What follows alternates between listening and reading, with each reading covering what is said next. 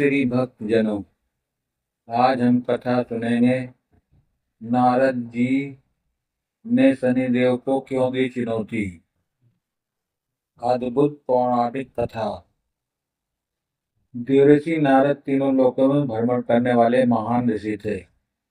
वे देवताओं, ऋषियों और मनुष्यों के बीच संदेश पहुंचाने का कार्य करते थे। एक बार स्वर्गलोक में देवताओं की सभा लगी हुई थी।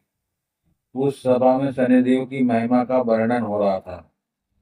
सभी देवता कह रहे थे कि शनिदेव की दृष्टि से कोई भी बच नहीं सकता है, चाहे वो राजा हो, देवता हो या साधारण मनुष्य। जब शनि की दशा आती है तो उसे अपने कर्मों का फल अवश्य भोगना पड़ता है। सभा में बैठकर नारद जी ये सब सुन रहे थे। उनके मन में एक विचार आया। उन्होंने सोचा कि क्या वास्तव में शनिदेव की शक्ति इतनी महान है कि कोई भी उससे बच नहीं सकता। नारद जी भगवान विष्णु के परम भक्त थे और उन्हें अपने प्रभु की कृपा पर अटूट विश्वास था। कुछ समय बाद नारद जी सीधे शनिदेव के पास पहुंचे। उन्होंने मुस्कुराते हुए कहा, हे शनिदेव, मैंने आपकी शक्ति का बहुत प्रशंसा सुनी है। क्या यह सत्य है कि आपकी दृष्टि से कोई नहीं बच सकता?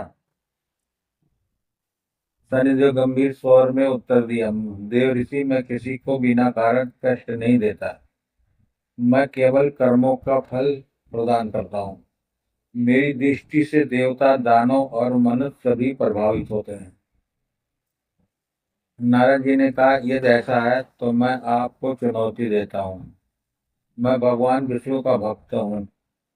उनकी कृपा से मैं आपकी दशा के प्रभाव से बच जाऊंगा। शनिदेव ने विनम्रता से समझाया, देवर्षि, अहंकार किसी के लिए भी उचित नहीं। मैं स्वयं भगवान के आदेश का कार्य करता हूँ। यदि समय आया तो आपको भी मेरे प्रभाव का अनुभव करना पड़ेगा। लेकिन नारद जी अपनी बात पर अड़े रहे। उन्होंने कहा, मैं देखना चाहता हूँ कि आपकी शक्ति कितनी प्रभावशाली है। शनिदेव ने शांत भाव से कहा, ठीक है, समय आने पर आप स्वयं सत्य जान जाएंगे। कुछ दिनों बाद शनिदेव की दशा नारद जी पर प्रारंभ हुई। प्रारंभ में उन्हें कई परिवर्तन महसूस नहीं हुआ। वो पहले की तरह तीनों लोकों में भ्रमण करते रहे। इससे उनका आत्मविश्वास और बढ़ गया। उन्हें लगा कि शनिदेव की शक्ति उनके ऊपर प्रभाव नहीं डाल सकती। एक दिन भगवान विष्णु ने नारद जी को एक महत्वपूर्ण कार्य सौंपा। उन्हें एक दुर्लभ दिव्य मणि लेकर दूसरे लोक में पहुंचाना था। नारद जी अत्यंत प्रसन्न होकर उस मणि को लेकर यात्रा पर निकल पड़े। रास्ते में अचानक उन्हें एक सुंदर वन दिखाई दिया। वहां का वातावरण इतना मनमोहक था कि वे कुछ समय विश्राम करने लगे। तभी उनकी दृष्टि एक चमकदार वस्तु पर पड़ी।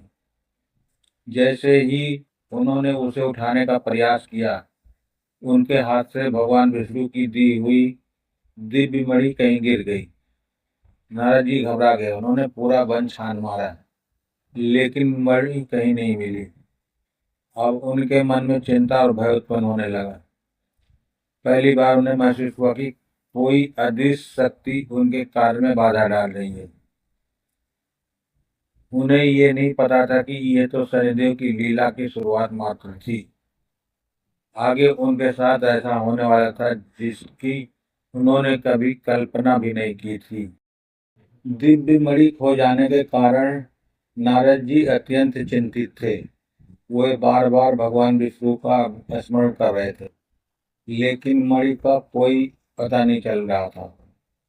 तभी कुछ सैनिक वहां पहुंचे। उन्होंने नारद जी को पकड़ लिया और उन पर राजमहल से एक बहुमूल्य रत्न चुराने का आरोप लगा दिया।